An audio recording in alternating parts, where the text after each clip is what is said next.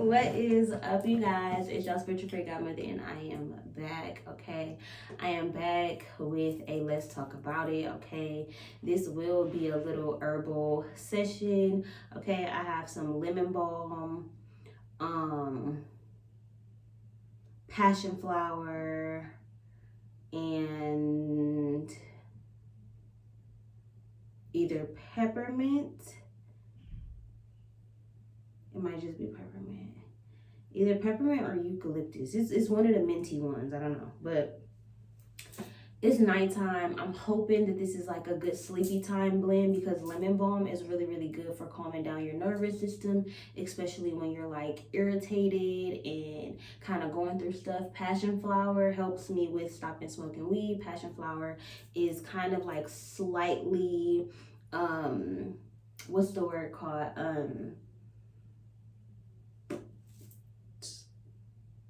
I don't know. It make you like what is that word called? I don't know, but it kind of make you feel euphoric. It kind of, that's not the word I was looking for, but it kind of gives you like a euphoric type of feeling, like hallucinogenic. Like it kind of make you feel high. And then I don't remember which one I put up in there, peppermint or it's not eucalyptus. Some kind of mint. Maybe spearmint. I don't know. It's not labeled because they just in little baggies, but one of the mints, okay, which is also really good. It's kind of like kava. It's really stabilizing and calming. Yeah, so that's the blend that I got today. I need it because obviously, as y'all can tell, I just got done crying and snapping on my daughter, and not really snapping on her, I promise y'all, but like just being irritable and being irritated, and I want to talk about it. Okay, so today's topic will be generational curses, how they affect us, how we're going to end them, what they are, and all of those things, right? So if you did not know, a generational curse is something that can be passed down from all of your lineage. It basically is the struggles in which that come with your bloodline, okay? So it could be poverty, it could be molestation, it could be alcoholism,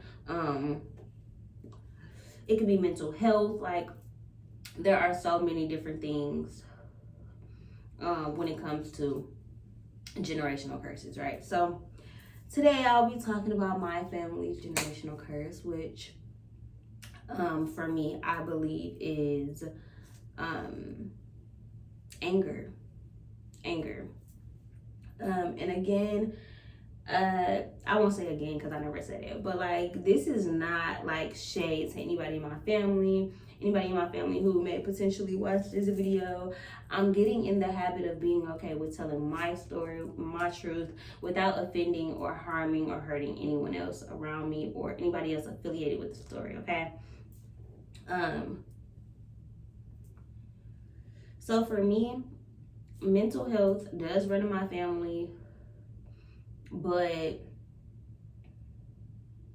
I'm not gonna say I don't think that I'm the one to cure it. It's just like I feel like, you know, that's something that I'm still battling with. That's something that I'm still dealing with. And of course, I don't want Kamaya to deal with that. So eventually that is gonna be on my list of just like, you know, like dealing with and figuring out for myself. And I feel like through my spirituality, I'm learning a lot about mental health. So, you know, definitely gonna be working on that and healing that down the line.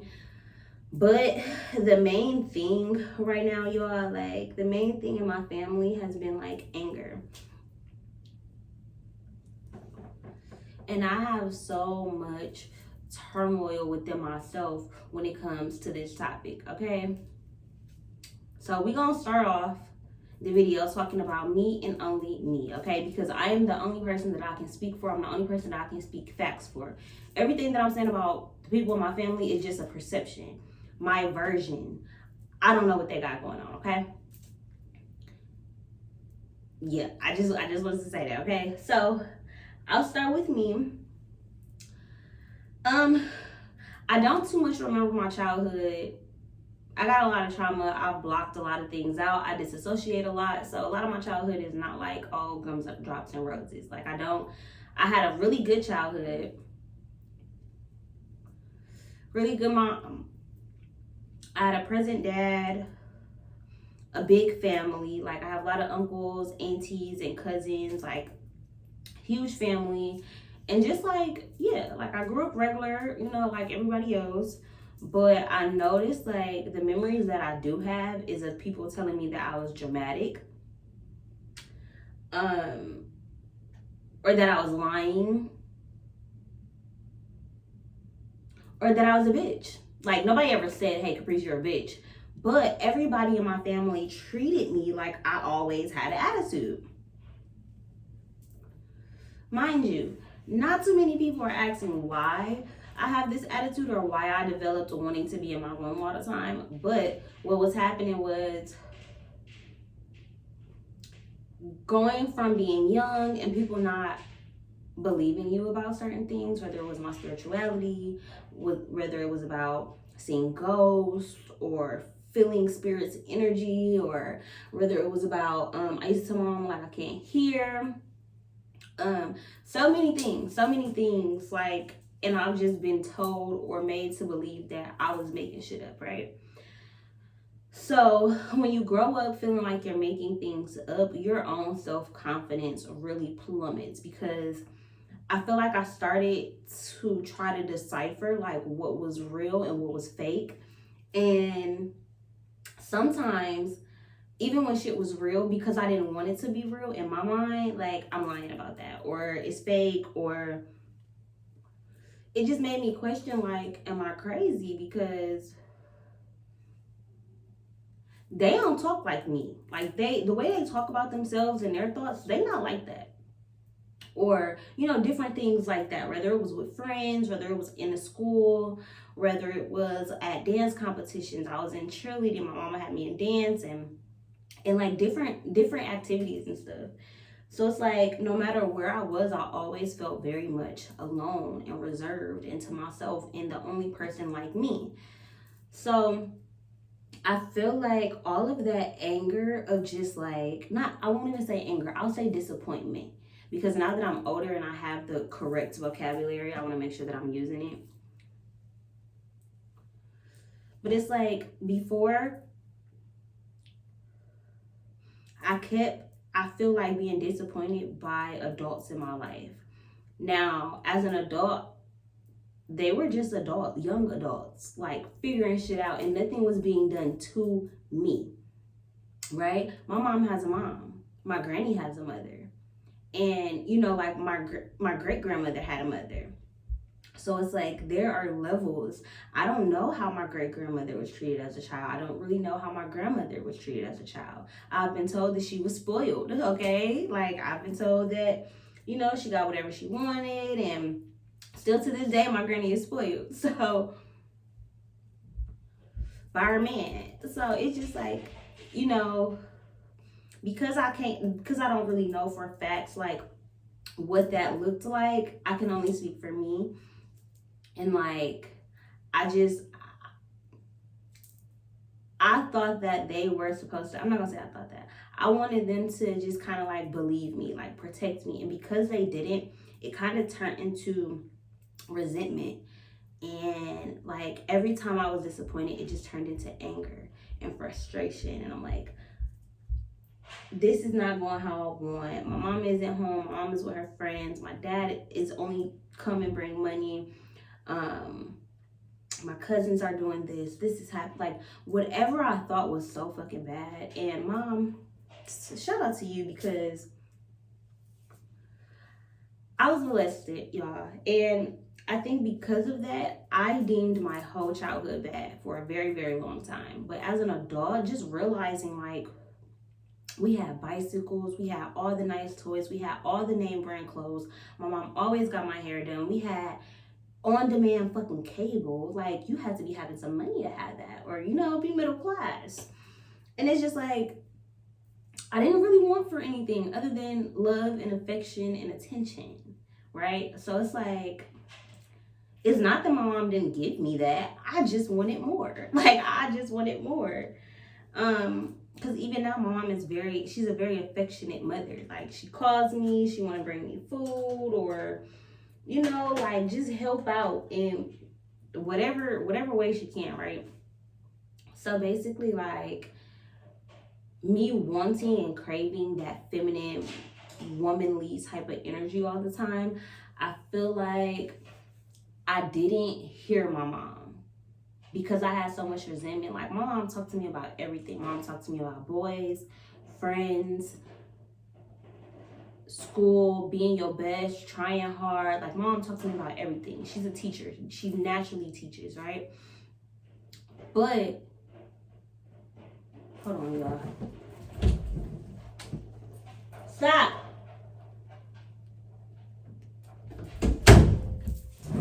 Yeah. But I think because I was so angry at her, I didn't take heed to the lessons, to the woman that she was becoming, to, you know, like how she was growing and expanding and all that. Like, I didn't value, you know, her position anymore. I just knew she was my mom and she took care of me. But I don't even know if I was grateful or thankful for the things that my mom did for me, because I was just used to it. To me, it was just how we moved. It was just my life. I feel like once I got to like middle school, high school, again, feeling alone, not really having too much friends. Middle school, I had friends, but I felt like I only had my group of friends. Like, the people in my friend group, they had other friends, but I only had the friends that were in my friend group. And that probably seemed like, damn, you said, like, you want more, like, that should be good enough. But like, to me, I wanted what other people had. Like, I wanted the 3 friends, like, on That's So Raven and Kim Possible, and, you know, like, I wanted that. So I was always searching for something instead of like just appreciating and living in gratitude for like what it was that I had. So even though I had good things, I was living in anger. Now, mind y'all, my mom is a very passionate woman. She is a Pisces woman, and she's very fiery. Even though she is a water sign, like my mom, when she's passionate about something, she's going to argue you down. She's very much a debater. She's very much educated in all that she does. She has a lot of degrees. So because she is so smart and because she knows things, I think that sometimes it's translated to she's always right. And like, her always being right meant that I was always wrong. So like, I don't know, like leaving high school and getting into like abusive relationships and going through like being a woman myself, I felt unprepared. So again, even more anger now. Like, I felt even more unprepared. When I got pregnant, I was running away from my child's father. We used to be in an abusive relationship. This is no shade to my baby daddy, because we friends. Like, we kick it, we co-parent. But at the time we were both young, we were both in bad places, and we took it out on each other. And when I finally was like ready to leave, it was because I was pregnant. And at that point I was running from him, and I was with my mom. I was at my mom's house, and it was like, I felt so alone. Like, I was pregnant, but my mom, again, it reminded me of my child because she was never home. And it wasn't because the same reasons as when I was younger. She wasn't out with her friends. She wasn't, you know, she was simply just living a life, and she was busy. But because I was pregnant and hormonal, I felt alone, again, creating more and more anger, right? So like I said, I don't know what my mom has been through as a kid, and I don't know what my granny went through. But I do know that both of them have had issues with like snapping on people or like yelling, you know, like one thing about my mom, like, she yells for hours. She yells for such a long time, and she doesn't yell at you, but she yells about you. So you just hear somebody talking shit about you in another room, you know? And I noticed that, like, I do that. And Kamaya be like, you'll go in the room and you'll be cussing, and the next thing you know, you'll be crying. Like, and then you'll be feeling sad, and then you'll be come apologize. And it's like, I never cuss at her, but I'm in the bathroom, like, what the fuck? Like, I just don't understand this shit. Like, what the fuck am I doing wrong? This shit is pissing me off. Like, what the fuck? Like, I be angry. And I'm realizing that, like, even though my anger is not a bad thing and it has its purpose, it serves its purpose, I also know that, like, I don't want to live there anymore. Like, even in my relationship, like, me and my boyfriend, like, we met each other 6 years ago as just friends, as coworkers. And we had a bad ending, and he saw me show my ass at work. And as we started to, like, rekindle our friendship, it was like he was walking on eggshells with me, like I'm a bitch or something. Like, I'm just always negative, or I'm always got an attitude, or, like, certain times, like, he'll come over and he'll just look at me. He'll walk in the house and be like, you irritated? And I'm just like, what the fuck? Now I'm irritated because literally, I'm happy to see you. But you just assuming that I'm a bitch, like, that I got an attitude. And sometimes I be needing to check myself, like, well, what does my face look like? What does my energy feel like? Because even though I may not be irritable, maybe I'm stressed out, maybe I'm sad, and a lot of the times those emotions turn into anger for me. Like, I never see my mom sad. I never see my mom sad. Like, ever. Ever. Mom is always laughing. She always smiling. She always joking. She always in a good mood. She either in a good mood or she yelling at somebody. But sad, only if something traumatic happens. Then my mom cries. But, like, I barely see my mom cry. Barely hear her talk about her struggles and her pain and the shit that she's been through. Yeah, so I guess I never really had the tools of knowing, like, how to express my sadness without it coming off as, like, anger or my stress. Because I know for sure, like, when I'm stressed out, I probably look like a mad woman. Like, bitch, don't even look at me. Because you're going to get this business. I don't know. Just shut up. It be so bad. It be so bad. It be so bad. It gets so bad. But, like, I don't know. Like, I'm really just kind of learning how to sit in my own energy, like how to just be with myself and be okay with the woman that I am. Even when I am angry or when I'm sad or when I'm frustrated, like, I want to be able to learn how to work through those emotions in a healthy way. But I have to acknowledge them. I have to acknowledge the fact that maybe sometimes I am a bitch. Sometimes I do always have an attitude. And today made me realize that because my mom, my auntie, my brother dropped off Kamaya after school. My auntie in the car with an attitude. I don't think mama had an attitude, but she just wasn't smiling. And then something happened. Kamaya got scared. Cameron got an attitude. So it's just like, he didn't have an attitude, but he's just like, bro, da-da-da-da. And I'm like, why are you calling me bro? Like, that shit irritated me. It was immediately like the energy had shifted. I came outside the house to get Kamaya, and it was like, immediately I'm irritated. Mind you, these are my family members who are helping me out, who are doing me a favor, who are showing me kindness, who are showing me grace, because I don't have a car, because I'm in school, right? But I got so irritated because I'm like, why the fuck why is everybody always mad? So I get in the house, I'm calling, Kamaya's telling me about her day. I call my brother to see what happened. I'm like, hey, what happened at school? He telling me what happened, and I'm like, what? Because I can't hear. My phone, like, the speaker barely works. So I'm like, what? And he got an attitude. He like, bro, why you keep saying what? Like, what, you can't hear me or something like that? And I'm like, hold the fuck up. Who the fuck are you talking? You talk to me like I'm a child. You're fucking ignorant. And I hung the fuck up, period.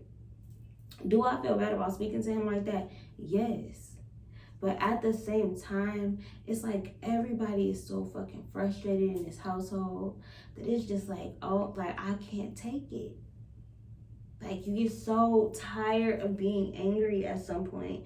And it's not even about my family, or it's not about what anybody else is doing, because it's nobody's fault. My brother, I'm pretty sure he has reasons to be angry. He's an 18-year-old. He's figuring out life. He's probably going through his own shit. And yes, it's up to me to be understanding and to be the big sister, but sometimes my emotions get the best of me because I am human. I'm spiritual, but I'm not healed. I'm healing actively, continuously.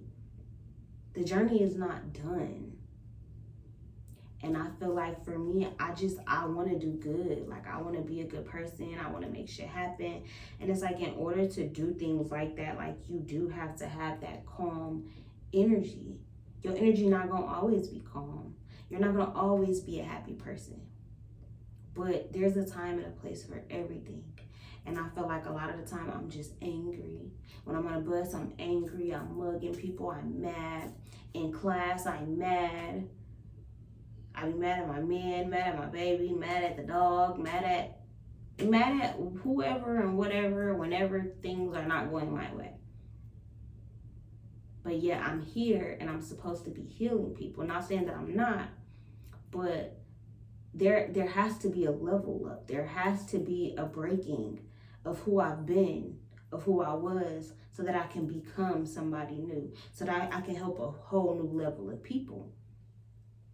Then I sit here and I wonder, well, like, why is my business not expanding?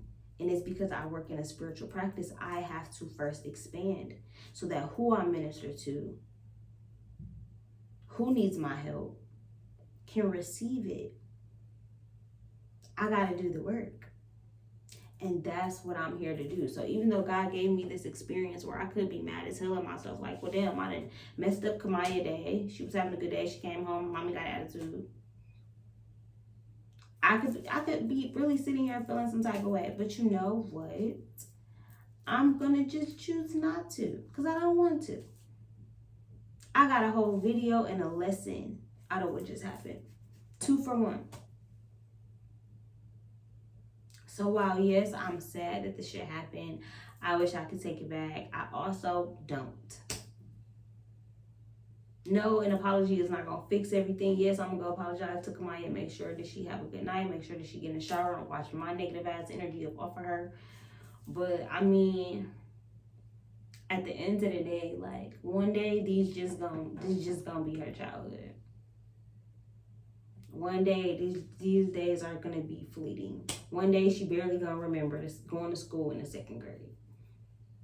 Because God got us, and I know she's going to be alive a long time. I'm going to be alive a long time. Like, we got a lot of lessons to learn. One day of fucking up, it's okay. It's okay. It's going to be okay. A year of fucking up, it's going to be okay. 5 years of fucking up. A decade of fucking up, you're still going to be okay. Motherfuckers be on drugs for 20 years.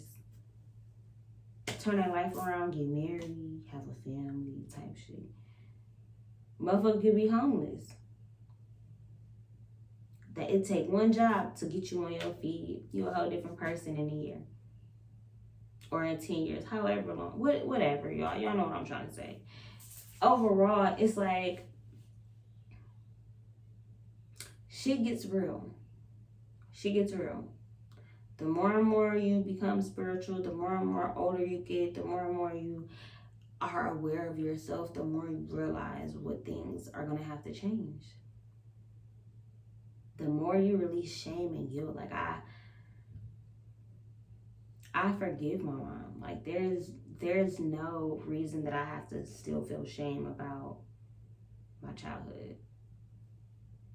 Because for a long time, I felt like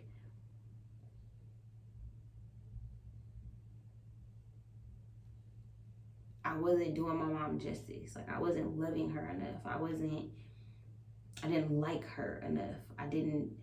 I was still angry. And now it's just like, kudos to you. Like, shout out to you for raising me, because I'm great. I'm great. I'm awesome. I'm amazing. And yes, I had to go through some shit. But all of the shit that I went through made me me. So yeah, Kamaya be going through shit, but Kamaya is tough as fuck. Okay, Kamaya is a strong little girl. She's courageous. She's kind. She's hella fucking smart. She is a leader. She's respectful. She's honest. She's caring. She's all of the things. So like, in a grand scheme of things, maybe today I wasn't that great of a mom, but in the morning, tomorrow, I'm gonna be a even better mom. Yesterday, I was a good mom. Today, wasn't that good. Tomorrow, the best. The best yet. Because I'm gonna level up. I'm gonna continue to be better. But it's like right now, this is what I have to offer, and I'm gonna do a damn good job at offering it to you. Whatever it is that I have, you can have that. And I want to talk to my inner child how I talk to Kamaya. Where it's just that energy of like, I want to give you that safe space. And even if I do yell at you or disappoint you, make you sad, I'm still going to validate your feelings by apologizing and letting you know I'm here. Even when I'm mad, sad, frustrated, angry, whatever, I'm always here for me. It's like giving myself a hug mentally. Because I be needing that. I be angry. And I don't want to be there no more. So I pose a question to you guys. What is the generational curse that you notice in your bloodline? And what are you doing to heal it? Okay? Answer down in the comments below. All right, you guys. I'm going to go ahead and get out of here. I hope you guys enjoyed this video. If you did, give this video a thumbs up. Leave a comment down below and share it on all your social medias, y'all. I'm out of here. Peace.